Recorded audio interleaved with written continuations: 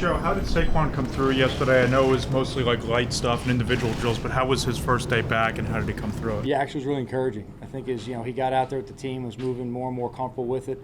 I don't want to speak directly for him and how he feels. What we'll end up doing is putting him through today something very similar, and then we'll back him down for tomorrow. So again, this is kind of more an extension of the rehab. We got to make sure that we control not only just what he does on the field, but then also the repetitions and the volume he gets within each period. So it's something we're going to keep an eye on in terms of how his body responds. We'll look to increase it as we go through this process, but in terms of yesterday, I was very encouraged how he came out, had a good day of work. Look, good excitement for a lot of people having your players back out. The fact that you guys are back in pads today, does that kind of change what you're going to allow him or have him do just to evaluate where he is, or is it kind of predetermined regardless of what kind of practice you're running? Yeah, the pads won't affect him at all. He's not going to go ahead and see any defenses today. You'll see him do individual. We do some teach periods where it's offense versus offense. These aren't live drills by any means, more step and teach type stuff. He'll do those things. In terms of competitive drills, he won't see those for any time in the short upcoming. What does he have to show you to get to that point where he can get into competitive drills eventually? Yeah, it's more on the doctors when they green light him. So in terms of like what I'm looking at, just how he's moving, how he's responding, I'm making sure I take the information from the medical staff and I apply that going forward for him on the field. So look, the important thing for me is that he keeps progressing physically and gets used to being back out there in the grass in football settings. So Kenny Golladay was doing some stuff off to the side, just catching stationary. Like, how's he progressing coming back from that hamstring? Yeah, I'd say I'm pleased with the way all of our guys are working. They're all making progress. Everyone's individual and every injury is different. But Kenny's doing a good job working, getting back, and as soon as we can get him on the grass, we will. Joe, a week ago was the fight. What have you seen in that week? I mean, you addressed it right away, you know what I mean? And you said there was no real carryover in there, but have you seen any kind of thing in the next week that was maybe encouraging to you about how guys kind of rallied after that? No, we're past that. Look, when we walked off the field the other day, it was done. It was done. I said that. It didn't carry over into the building, moved on past. Again, like I said, it's kind of like fighting in your house with your brothers, okay? It can get rowdy, but when it's done, it's done. Have you ever seen it not happen in your time in the NFL or even in college where, it wasn't done? It's not always done, right? I mean, this time it was. I've seen that plenty of times. To me, it's important that our guys understand that we're all one team. It's going to be competitive in between the lines. It's our job to push and challenge each other, but at the end of the day, we're on the same team. Joe, how do you think the linemen are handling kind of jumping around from spot to spot, tackles at guard, centers at guard, guards at center, et cetera? Yeah, I think they're doing a good job, and part of our job is to make sure that everyone gets experience at all positions.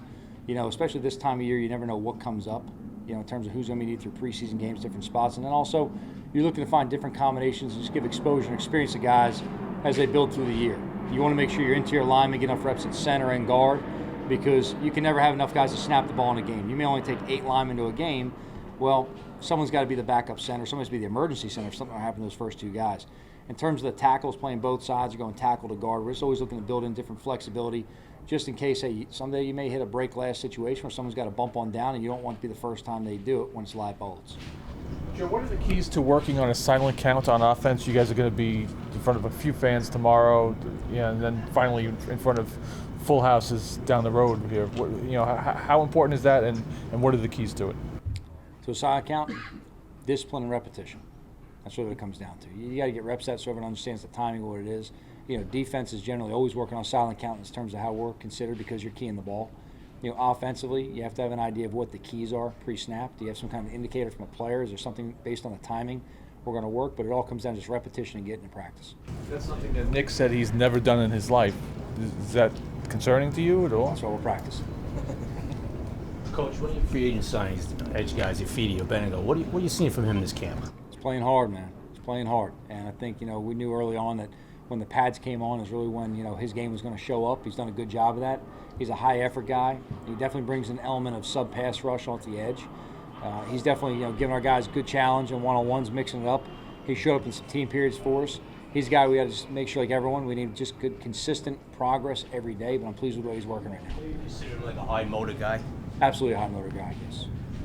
Joe, when it comes to, I know it's more of a bigger picture thing, but when you look at the next couple weeks, I would imagine you have to stay ahead of everything, knowing that you're going to be on the road. Mm-hmm. How does that come to? I mean, you guys have already said you want to churn the bottom of the roster. You want to see how many guys can come in and upgrade. Right. How does that affect that process, knowing that you're really going to be out of here for 2 weeks?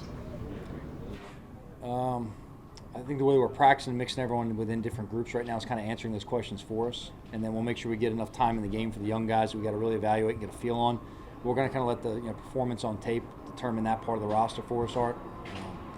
We're looking to evaluate everyone and play everyone every day. We've got to make a lot of decisions. One thing I said again, it's different than last year, is after this Jets game, by rule, we have to release 5 players. It's not something we want to do or looking forward to doing. It's just something within nature what the rules are that we have to make those decisions. So, you'll see today a large mix of different guys in different personnel groups. You'll see a different element of what we're playing today in terms of making sure we can evaluate different guys, different positions. That's interior offense and defensive linemen. That's some of the defensive backs. That's some of the tight ends. We've got to make sure we get a good look at some of these positions where we've got a lot of young guys we got to see step up and how they're going to play. And with that, those are the guys already here.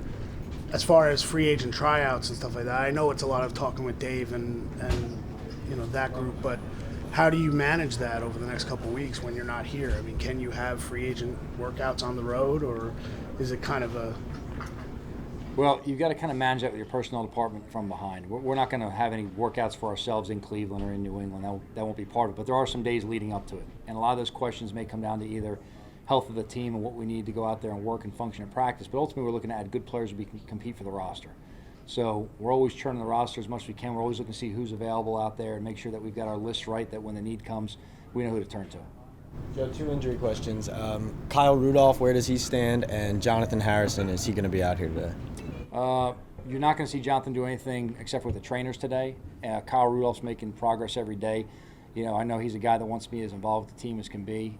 He's a guy who's got more of a long-term plan, like we talked about with Saquon, some of those other guys. In terms of a timetable, I'm not going to place anything artificial on him, but I'm going to let the trainers and medical staff let me know when he can continue to do more and more. We'll get him phased in. So one thing that's Kyle's done a great job of, and it's just an experience of what he's done in the league, who he is as a person, how he prepares, is mentally he stays as engaged as can be through meetings, through kind of watching tape on his feet, if you would, kind of move around a little bit in the meeting room and kind of getting some kind of simulated reps and staying engaged. So when he gets back, he's had as much mental experience at the rep as he could. Now, nothing can ever really fully replicate or simulate what you're going to do on the grass, but he's doing everything he possibly can to get himself in position that when he hears a play call, he has to get lined up, he sees the front, knows who has to block or who he's working off in a pass route, he can process that faster. Thank you. Joe, will practicing against other teams impact how you decide to use Saquon in practices coming up? Like, will you be more hesitant to put him out there against somebody who may not think that they should ease up on him or something? Well, I think it's a factor with any player you have who's any kind of ailment. You've got to make sure that you put them in a controlled setting where their safety is best. We did a drill yesterday where it's a non-contact, just space kind of tracing. What we don't do is a tag-off drill. And look, I told Saquon he was up. I told Blake Martinez, Blake, you got Saquon. Because I know these guys can work with respect, understand what they're going to do against each other, and it's just 2 guys that we trust, that Saquon can execute the technique, build on his rehab, get in the football movement. Blake can work what he's going to do, and he also knows that he's not going to do anything and make a mistake that maybe someone else would make. I'm not accusing any of our players, but sometimes you may get someone who's a little bit outside their lane there. I want to make sure we keep them safe right there. That would certainly apply to somebody on another team, though. It absolutely would. Now, in terms of him against other teams in practice, we'll have to see how he progresses this week. We'll have to see where he is next week for Cleveland. I would not expect to see him, guys, next week in any kind of 11-on-11 or live action. Now, that's not a final deal, but I would just say based on what we know from our medical team, where he's in as our rehab, we're not going to try to artificially accelerate and get him involved just because of competitive nature spiking up. Joe, since training camp has started, have you had like a tentative depth chart and it moves up and down every day or every week or whatever? We tell our guys all the time, when they come in, the depth chart's really blank. And then as we start practicing, they start putting things on tape. We start filling in names based on what they're doing. Now, that could change every day. And it's just cumulative. It's what you do consistently day in, day out. So some guys may flash one day, some guys, may flash another day. But ultimately, you want to go ahead and measure, who's consistently dependable, who's productive for you on the field. But in terms of filling those names in, yeah, the answer is as we start practicing, names start getting filled in. Now, they're not written in, permanent marker. At any point, someone can go ahead and, based on who's playing the best, get that spot. Last one. Hello? Anybody got anything else? John Ross be practicing today? We saw him left practice. No, he's going to do some stuff with the trainers today, kind of ramp him up a little bit and see where he's feeling physically. There's going to be a couple other guys like Caden Smith that we're going to kind of keep on a lower load today based on some things he did earlier in the week and last week with a higher volume. So we're going to build him into kind of getting more into tomorrow's practice and the end of the week. But, based on what he's done individually, we'll tempo back on him a little bit.